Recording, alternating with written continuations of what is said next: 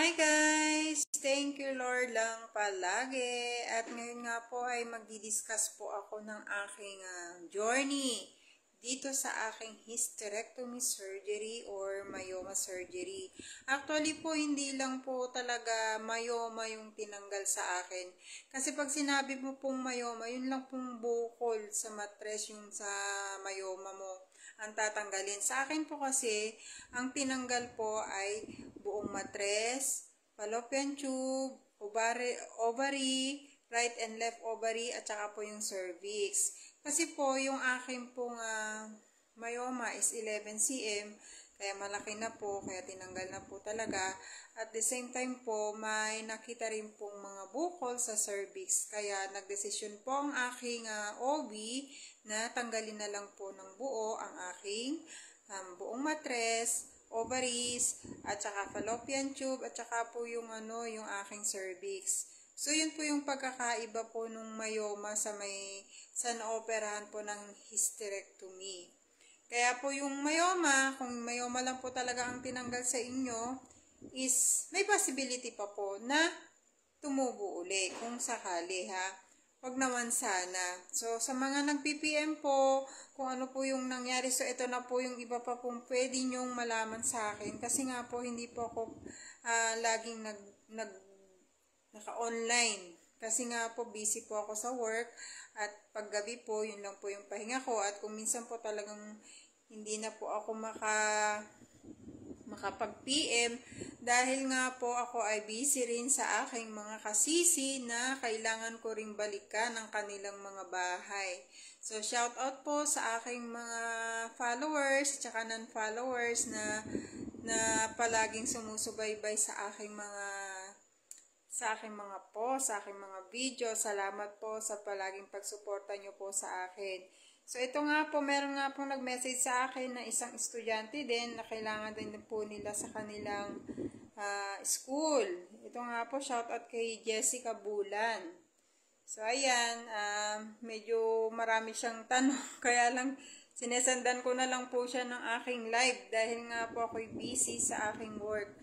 At ito nga po yung aking mga masasabi pa tungkol sa aking journey sa aking hysterectomy surgery at recovery. So, yung napansin ko po, after ng 6 months, ngayong 6 months na ako, more than 6 months na po. Dati po kasi, nung hindi pa po ako na-operahan, is, ako po ay, hirap dumumi. Minsan naabot po ako ng 1 oras sa CR. Hindi pa po ako makadumi. Nagagalit na nga po yung partner ko kasi ang tagal-tagal ko daw sa CR. Pero ngayon po is okay na po yung aking pagdumi. At the same time, hi Sisi Myra Padua Seguin. Good evening po. Salamat sa panonood ng aking live. So ito nga po, ikukwento ko po sa inyo kung ano po yung journey ko ngayon sa hysterectomy. So, after 6 months, more than 6 months na po kasi na-operahan po ako is March 26. So, ayan. Marami pong kakaiba ng naramdaman after 6 months. Yung una-una nga po, naging okay na po yung pagdumi ko kasi nga humahanap din ako ng mga kailangan ko para maging regular po yung pagdumi ko. Kasi nga noon nga po is nahihirapan ako dahil nga siguro sa myoma ko na nakaharang po sa aking dumihan at saka po sa aking pagwiwi.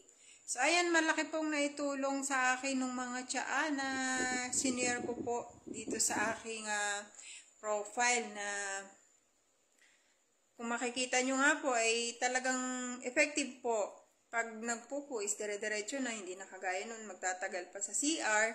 At saka po, dati po kasi talagang ang naging symptoms din ng alam ko is yung naglalagas talaga yung buko, pakalat-kalat yung buko kung saan-saan. Yung bang parang wala nang katapusan ng pagkalat ng buko, kaya dito sa bahay.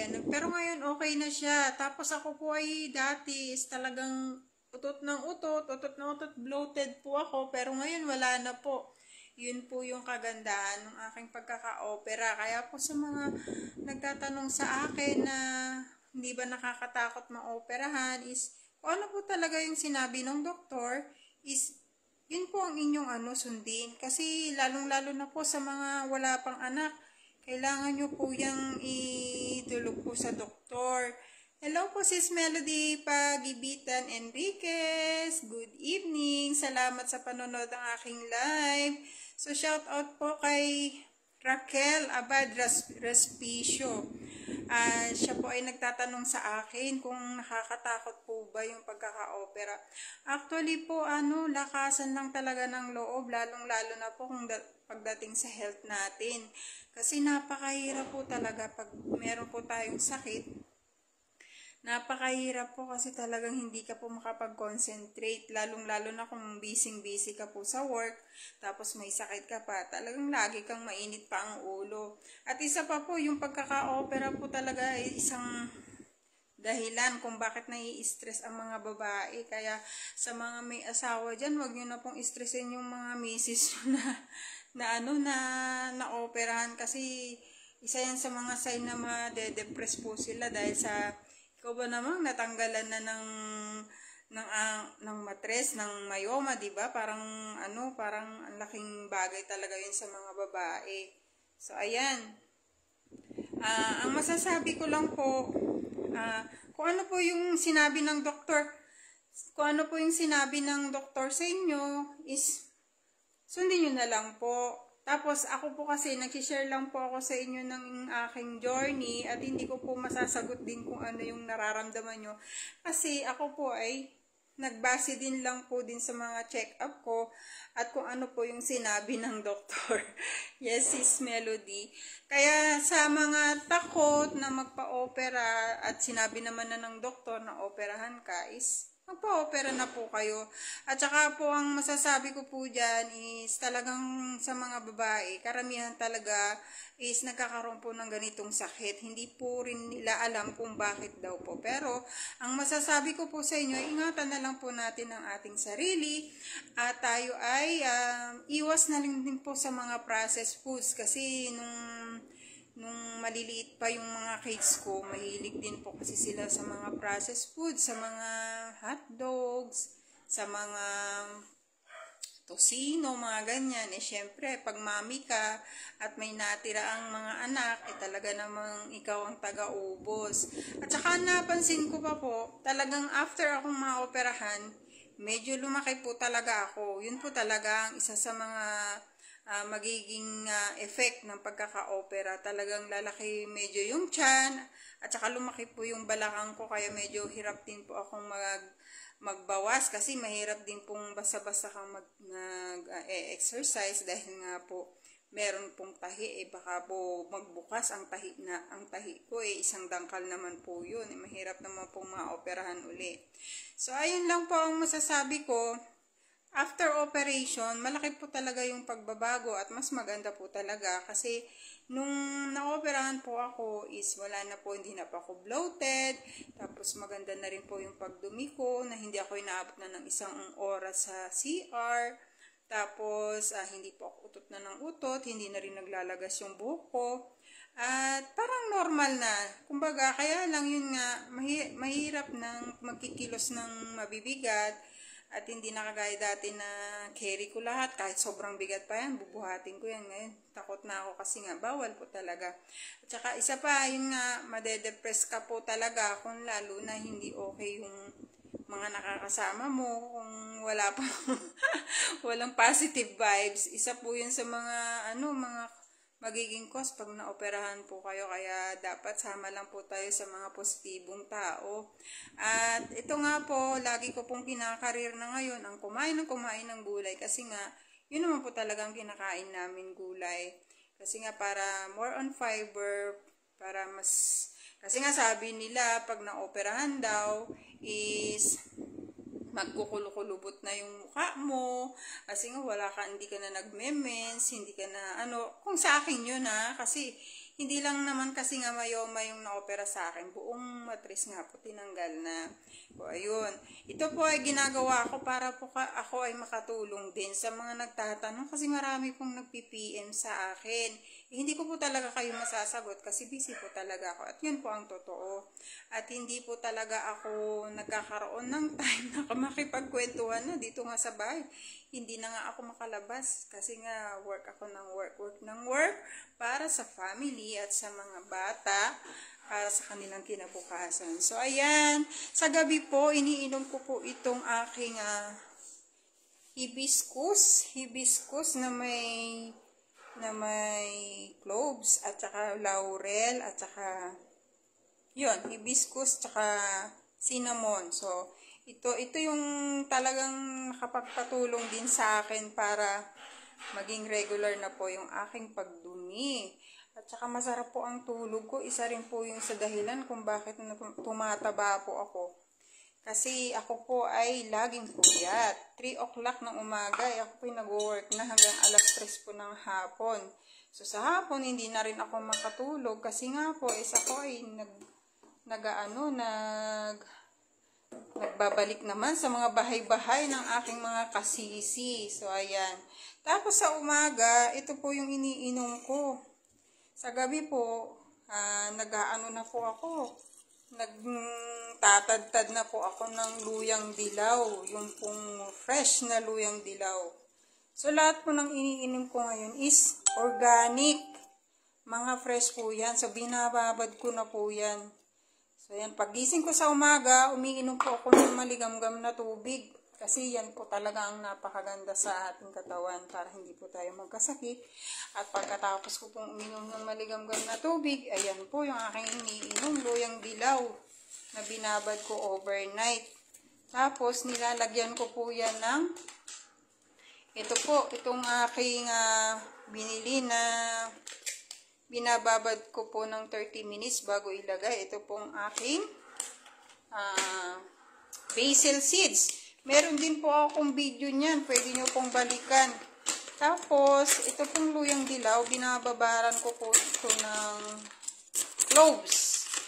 Yan. Overnight ko po yan binababad. Tapos, sa umaga, pagising ko po, empty stomach after ko uminom ng maligamgam na tubig, is yan po ang iniinom ko bago po ako kumain.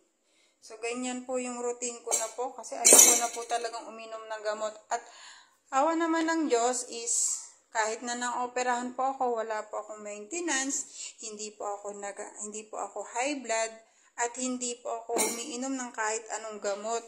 Kasi nga po is ako ay gusto ko talaga na hanggat maaari wala akong maintenance. So ayan, awa naman ng Diyos sa opera ko po, hindi naman po ako kinailangang salina ng dugo. Lahat po is normal.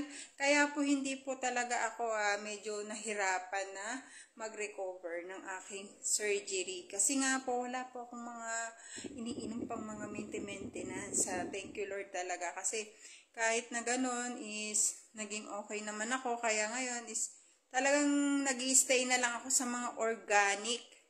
So, sa mga gustong magpa-opera at kailangan na pong operahan at sinabi na po ng doktor, magpa-opera na po kayo kaysa po kayo ay lumala o kaya magkaroon kayo ng cancer, mas mahirap po yun. So, yun po yung pinagkaiba ng mga concern ng ating mga kasama. Kasi nga po, ang message nga po ng ating isang follower is natatakot daw po siyang magpa-check up na kasi nga wala pa daw siyang anak, baka daw kung ano, mahirap yung lagi tayong baka. Dapat ipa-check up nyo na po yan para sa ganun, masolusyonan po kung ano yung problema at huwag po tayong matakot. Ang akin lang naman po is kung talagang mamamatay. Pero kung magagawa pa ang paraan, di mas maganda, di po ba? So, ayan lang po. After 6 months, ulitin ko po, naging okay po yung pagdumi ko. Hindi na po ako utot ng utot, na bloated ang tiyan. At awa naman ng Diyos is regular na lahat ang aking Talagang hindi na po ako magme-mens. Kasi nga po, tinanggal na po lahat. Unlike kung mayoma lang po, is magme-mens pa rin po. Yun po yung pagkakaiba ng hysterectomy at saka ng mayoma. So, yun po. Isa pa po, hindi na po naglalalagas yung buhok ko kasi siguro dahil nga doon. At ganun din po, hindi na rin po ako yung ihi ng ihi. Minsan napapaihi na ako sa aking panty. Yun yung mga naging sign ko noon na hindi ko pinapansin. Yun na pala yun na meron akong alagang mayoma sa loob na 11 cm, diba? Imagine, dala-dala ko yan kahit saan. So, ayun lang po guys. At sana po nakatulong ako sa inyo. At pakipanood na lang po uli yung live ko. Kasi hindi na po talaga ako magme-message lagi. Kasi, syempre, papahinga ko na po yun. Dahil ako po ay swerte na ang makatulog ng 6 hours. Syempre, kailangan ko rin pong magpahinga at baka po ako'y magkasakit palalo. So, sa mga nagtatanong na naman po, pakikalkal na lang po uli yung aking Facebook profile. At para malaman nyo po kung ano po yung nangyari sa akin. At ganun din po kung kayo po ay dito lang po sa Isabela, dito sa Itiaga Isabela. Ang nag-opera po sa akin ay si Vice Mayor Alan Tupong. Siya po ang nag-opera sa akin. Actually, nakakatuwa nga kasi lahat ng mga pagtungkol sa aking panganak, puro lalaki ang naging OB ko. Pero actually, mas okay nga minsan pag lalaki dahil walang arte at hindi po sila talagang yung hindi sila aggressive. Kasi may mga OB kasi na konting aray lang hihiwain ka na. So, yun.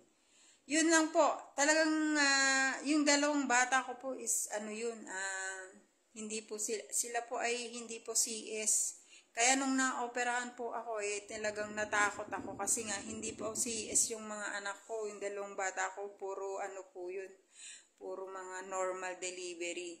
Kaya talagang nung na-operahan ako is talagang natakot po talaga ako kasi nga syempre ikaw ba namang hihiwain yung tiyan mo tapos tatanggalin yung di ba? Pero God is good talaga kasi nga is gumaling naman po ako at nagtiwala talaga ako kay Lord, nagagaling talaga ako. So yun lang guys, at sana sa mga nagtatanong, magkalkal na lang po uli kayo sa aking Facebook profile at hanggat kaya ko po is i-message ko naman po kayo kung magme-message po kayo at kung may oras po ako. Huwag po kayong magtatampo. Salamat po sa patuloy na pag-follow sa aking mga videos at sa aking mga pinapost. God bless po.